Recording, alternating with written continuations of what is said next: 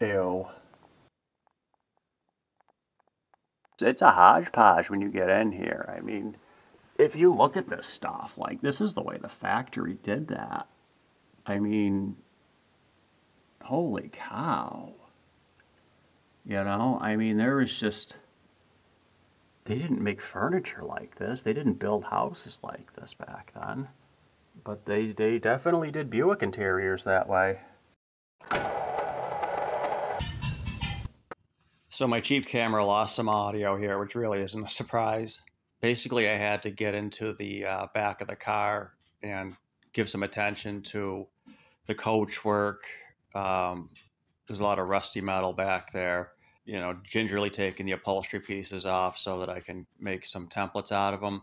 So I'm just slowly peeling back the layers and trying to get everything taken apart as cleanly as possible so I can repair the wood that's there and, well, basically do everything.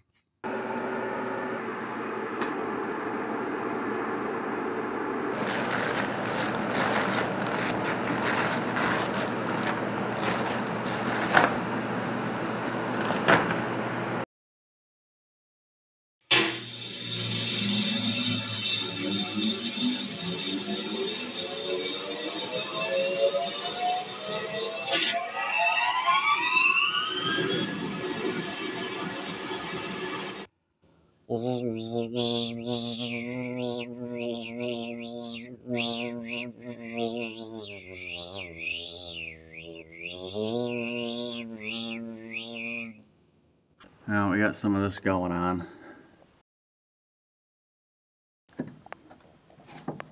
It's nice and tight too.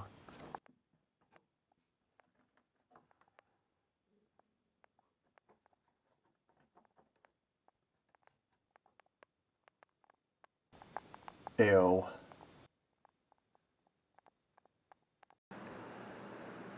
Start with this one, I guess.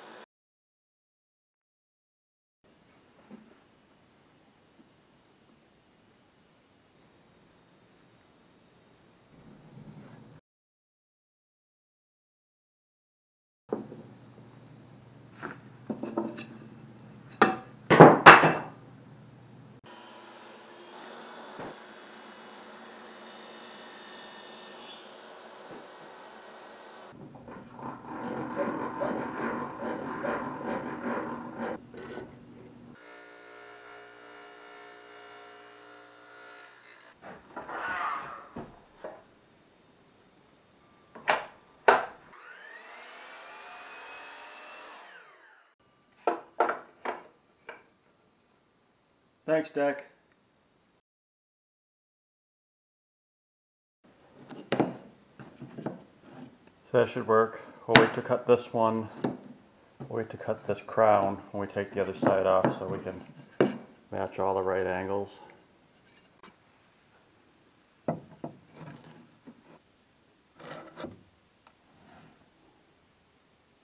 That'll work.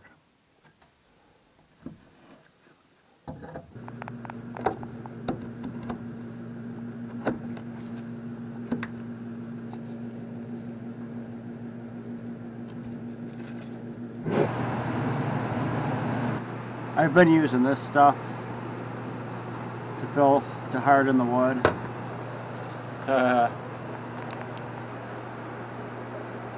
New flavor.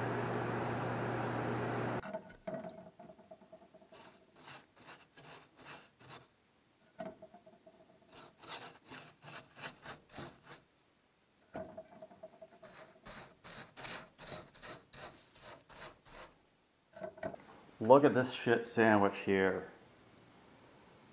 This is that back corner. And at first You might be led to believe that this is broken.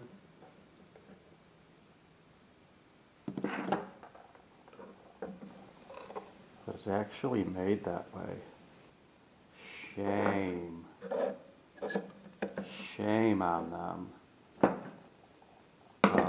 This here is tongue and groove. So that fits together like that. This bolt's on top. And then this is just hanging out here to do some, well, spacing out, I guess. This goes over here. Oh, it goes like that. And they made it in all these pieces so that they could get it in there. This goes like this. This goes like that. That goes like that. And then that goes like that. And those are all separate parts. Shit.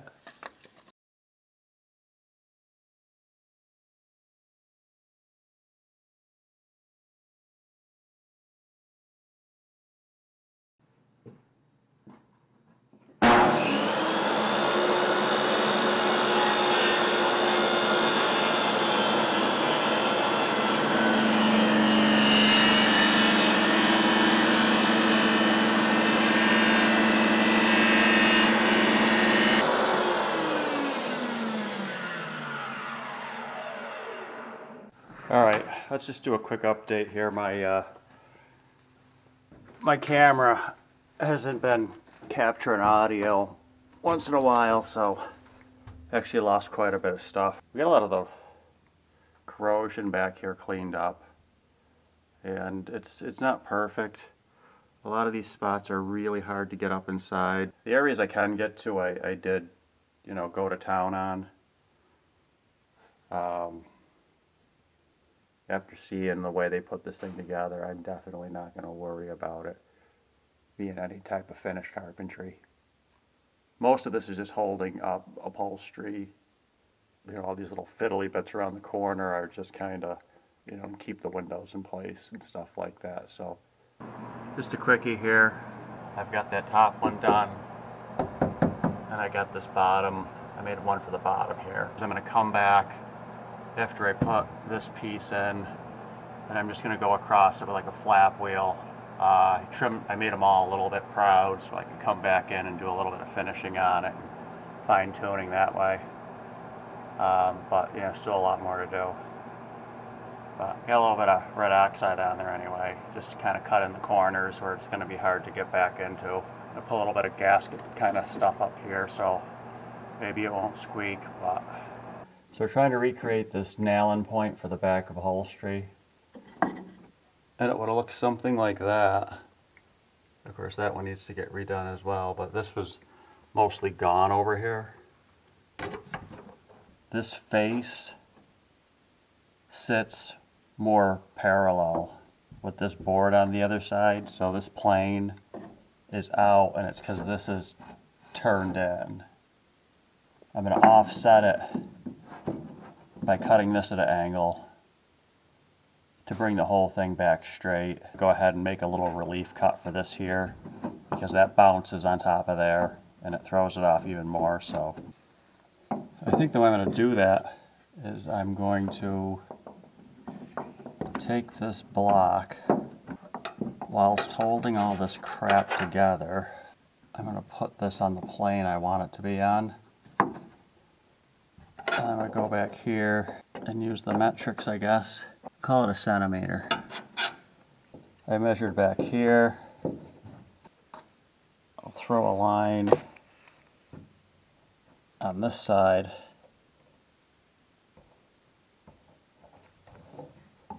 And then over to that corner. And I think if you do a lot of this stuff in place, it's a hell of a lot easier than running up to your saw and you get there and you say, wait, what the hell was I doing? And then on top of that, we're going to cut an additional, just a blade rip relief. There's what we got. So now when we put this on here, not bad at all. So then we got to make a piece that receives it up in here still. And it has a little bit more tacking for this, but I think what I'll do, what will I do? I'll take a break. We got most of our corner back together. I haven't done any of like the finish sanding to pull it all in. We've got this guy all done. Obviously the second side always looks better than the first side. No work of art here, but really wasn't one to start with. I had to fix this up in here. Got some wood pieces that are just flopping around. Well, I've got to make one of them now.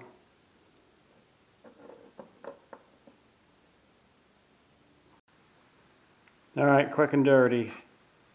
Got a bunch of pieces made for that back window. We've got this in.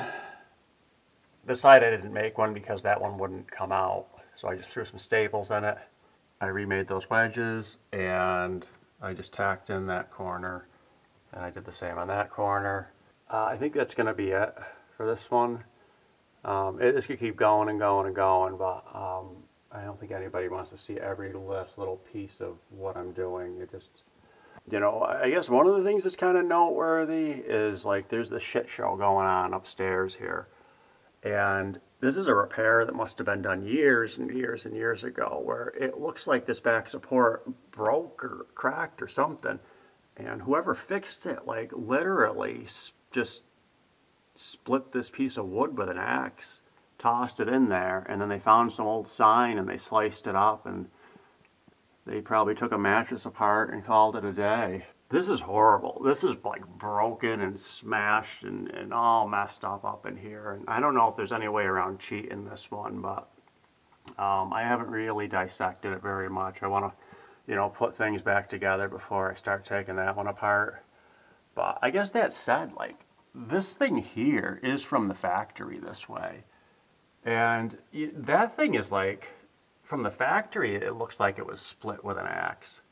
So I don't know what the deal is there. That's really,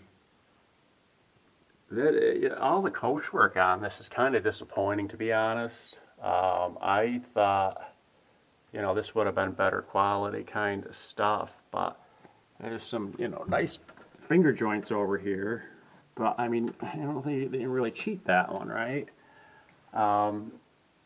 So yeah, it's all like little pieces that are screwed together, and they're not finished nicely. They're just banged in there, and you know, like these here would have had blocks. They would have put that stick in and then just put a block behind it and called it a day. And the top of the stick wasn't even mitered to match the angle that it was coming up on. Didn't really have the whole thing square. I'm not going to feel bad about any of my cob jobbery here because I mean, it's basically as good as it was when it was new, for if you compare it to the way it was done. I think they just had patterns and templates that carried over from previous years. They changed these cars like every year. Fisher probably couldn't keep up with them. They probably went around and modified the existing templates and just made it work, which I guess that's one way to do it. I mean, anyway, I'm rattling. I have to edit the shit out of this because I don't shut up, but yeah, I think we're going to call this one a wrap, and we'll see you in the next one.